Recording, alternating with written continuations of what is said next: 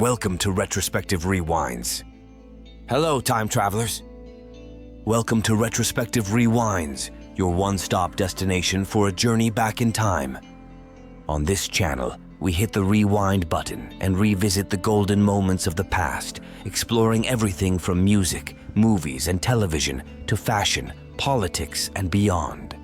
Each video is a carefully crafted time capsule designed to transport you to a bygone era and offer a fresh perspective on the events and trends that have shaped our world. If you're ready to embark on this exciting journey, don't forget to hit the like button, share our videos with your fellow time travelers, and most importantly, subscribe to our channel and hit the bell icon for updates on our latest content. Your support helps us keep the wheels of time turning and brings our content to more history enthusiasts like you. So strap in, set your dials, and prepare for a rewind. Let's make history together! Today, we will be talking about the military might, how Cleopatra's victory could have changed the Roman army and warfare. Chapter 1. The Stage of History, Rome and Egypt. Pre-battle. In our first foray, we journey back to an era when the Roman Republic in Egypt, under the rule of the charismatic and captivating Cleopatra, stood as towering powers. This chapter paints a vivid portrait of the world as it was just before the iconic Battle of Actium. We'll delve into the intricate socio-political landscapes, the complex alliances, and the influential figures who held the reins of power. This was a time of unprecedented cultural exchange, political intrigue, and military tension. At the heart of this narrative are Cleopatra and Mark Antony, who are poised to challenge Octavian, the representative of Roman power. We set the stage for an alternative history that asks, what if Cleopatra, the last pharaoh of Egypt, had emerged victorious in the Battle of Actium? Chapter 2. The Battle of Actium. Reimagined, Cleopatra's victory. In this chapter, we reimagine the Battle of Actium, bringing to life the tense naval confrontation that occurred off the western coast of Greece in 31 BC. In the annals of history, Octavian emerged as the victor. However, in our alternative timeline, we explore the conditions through which Cleopatra and Mark Antony might have seized victory over Octavian's forces. By analyzing the strategies, resources, and potential missteps of both sides, we delve into the possibility of a different outcome. This battle, a pivotal moment in history, could have dramatically altered the course of Western civilization. The victory of Cleopatra would have set in motion a series of events that could have transformed the Roman Republic and Egyptian kingdom in unforeseen ways. Chapter 3. The Shockwaves of Victory, Changes in the Roman Army. Post-conquest. Chapter 3 delves into the immediate aftermath of Cleopatra's victory over Octavian. With the Roman Republic now under Egyptian control, the Roman army, once the epitome of Rome's resilience and military might, undergoes a profound transformation. Cleopatra, in her bid to maintain control over her new dominion, integrates Egyptian soldiers into Roman legions, bringing an influx of new military tactics and strategies. This chapter explores these changes in depth, examining the potential effects on the Roman army's composition, its command structure, and its battle tactics. It also looks at how these changes might have influenced the Roman army's interactions with other military forces, both friendly and hostile. Chapter 4. The Blending of Military Doctrines, Egyptian Influence on Roman Legions. In this chapter, we explore how Cleopatra might have left her mark on the Roman legions. To maintain control over these disciplined and battle-hardened troops, Cleopatra infuses the Roman military hierarchy with Egyptian commanders. This leads to a unique fusion of Egyptian and Roman military doctrines, creating a hybrid force that combines the strengths of both civilizations. We take a closer look at this hypothetical crossover, examining the potential changes in military doctrines, training, and the day-to-day life of soldiers. We also debate how this new order might have affected the military culture that had long been a cornerstone of Roman society. Chapter 5. The Pharaoh and the Legionnaire, changes in military allegiance and roles. This chapter examines the dramatic shift in military allegiance following Cleopatra's victory. Instead of pledging loyalty to the Roman state, soldiers now swear their allegiance directly to Cleopatra, echoing the monarchical practices of her native Egypt.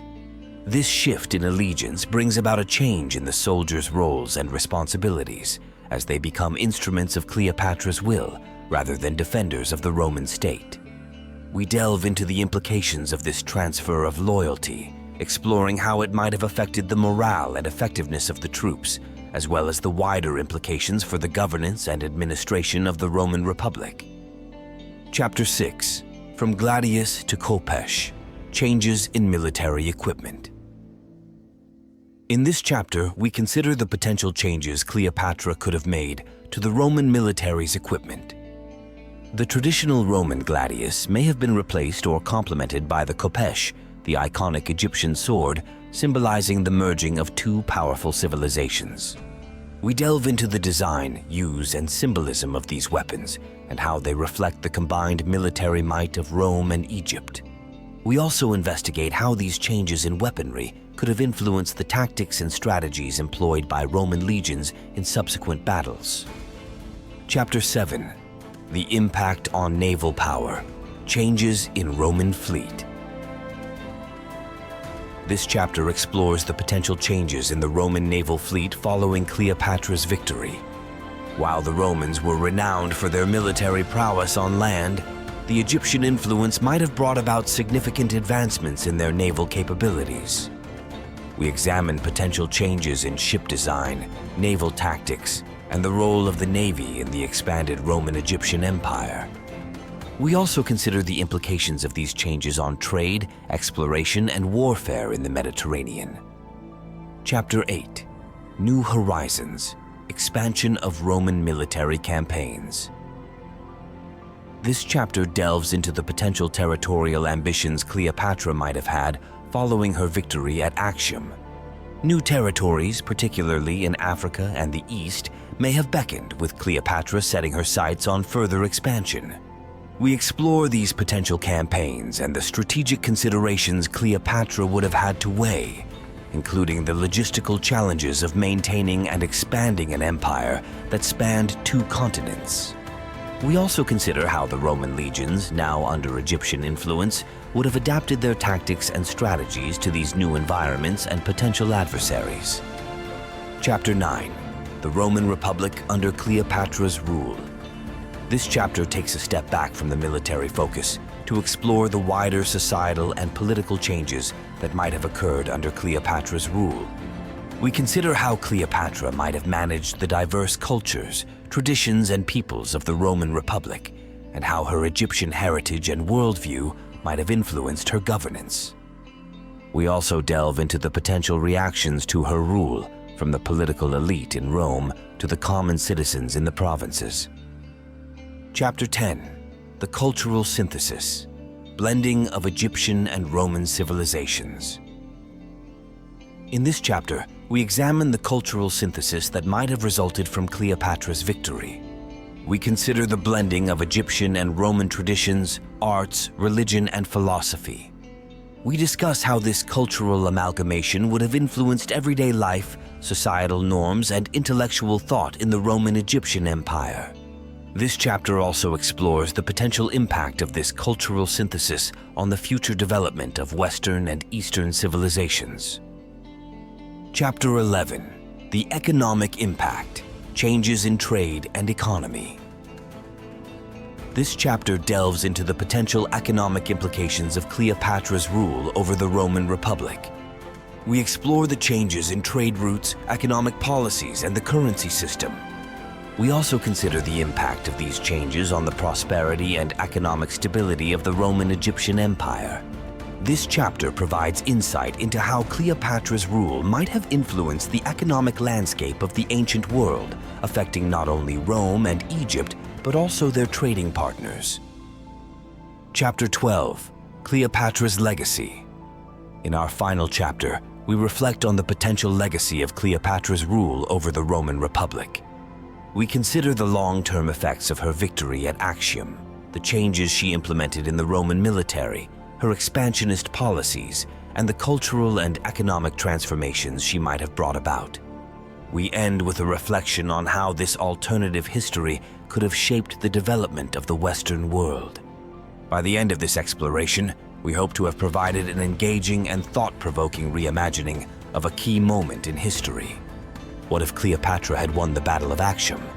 As we have discovered, the implications are far-reaching and fascinating.